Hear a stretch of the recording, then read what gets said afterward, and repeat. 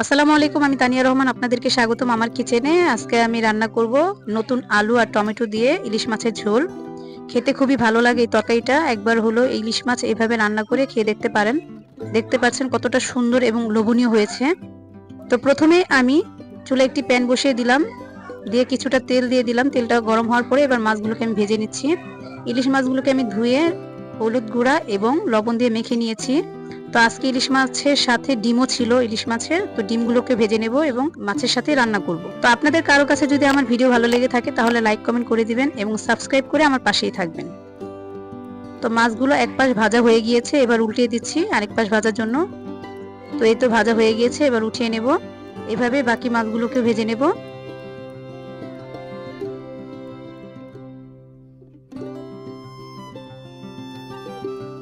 এই তো মাছগুলো ভাজা হয়ে গিয়েছে, এবার আমি মাছের ডিমগুলোকেও ভেজে নেব।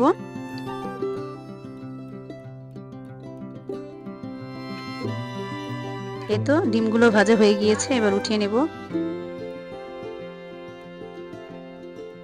এই তো হয়ে গিয়েছে, দেখতে পাচ্ছেন। এবার চুলায় আরেকটি প্যান বসিয়ে দিলাম। প্যানটা গরম হওয়ার পরে দিয়ে দিব সামান্য কিছুটা সয়াবিন তেল। এবার দিয়ে দিব মাছের তেলগুলো, যে তেলগুলো আমি মাছ ভেজেছিলাম সেই তেলগুলো দিয়ে দিলাম। এবার আমি দিয়ে দিলাম কিছুটা পেঁয়াজ কুচি এবং কয়েকটি কাঁচামরিচ। কাঁচামরিচগুলোকে আমি মাঝখান থেকে একটু কেটে নিয়েছি। এবার কিছুক্ষণ ভেজে নেওয়ার পরে দিয়ে দিব লবণ, স্বাদ মতো লবণ দিয়ে দিলাম। এবার আমি দিয়ে দেবো সামান্য কিছুটা আদা রসুন বাটা। আদা রসুন বাটাটাকে একটু ভেজে নেব তেলের সাথে। কিছুক্ষণ ভেজে নেওয়ার পরে এবার দিয়ে দেবো পানি, সামান্য কিছুটা পানি। পানিটা দেওয়ার পরে এখানে আমি মশলাগুলো অ্যাড করব। তো দিয়ে দিব হলুদ গুঁড়া এবং মরিচ গুঁড়া। এখানে আর কোনো মশলা আমি দেব না। তো এবার মশলাটাকে আমি ভালো করে কষিয়ে নেব ঢাকনা দিয়ে ঢেকে। তো ঢাকনা দিয়ে ঢেকে মশলাটাকে কষাতে হবে।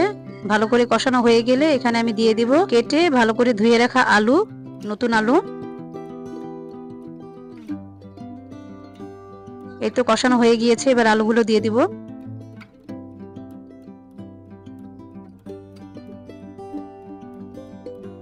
এবার এখানে আমি দিয়ে দিব টমেটো। টমেটোগুলো আমি কেটে সুন্দর করে ধুয়ে কেটে নিয়েছিলাম। তো এখানে একটু বেশি করে টমেটো দেব, কারণ বেশি করে টমেটো দিলে খেতে ভালো লাগে এই তরকারিটা।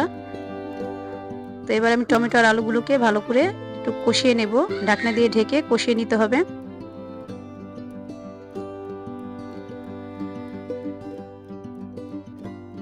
ভালো করে কষিয়ে নেওয়ার পরে এখানে আমি দিয়ে দেব ঝোলের জন্য পানি। যতটুকু পানি প্রয়োজন ঝোলের জন্য ততটুকু পানি।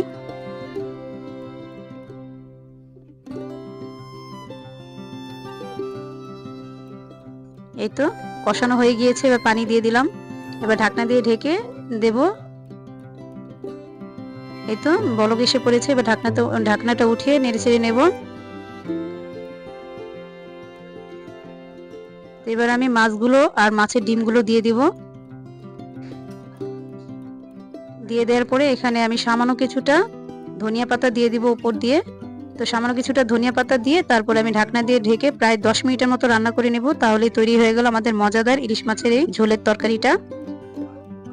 তা আমি আবারও বলছি, আপনাদের কারো কাছে যদি আমার ভিডিও ভালো লেগে থাকে তাহলে অবশ্যই আমার পাশে থাকবেন, আমার চ্যানেলটিকে সাবস্ক্রাইব করে দিবেন।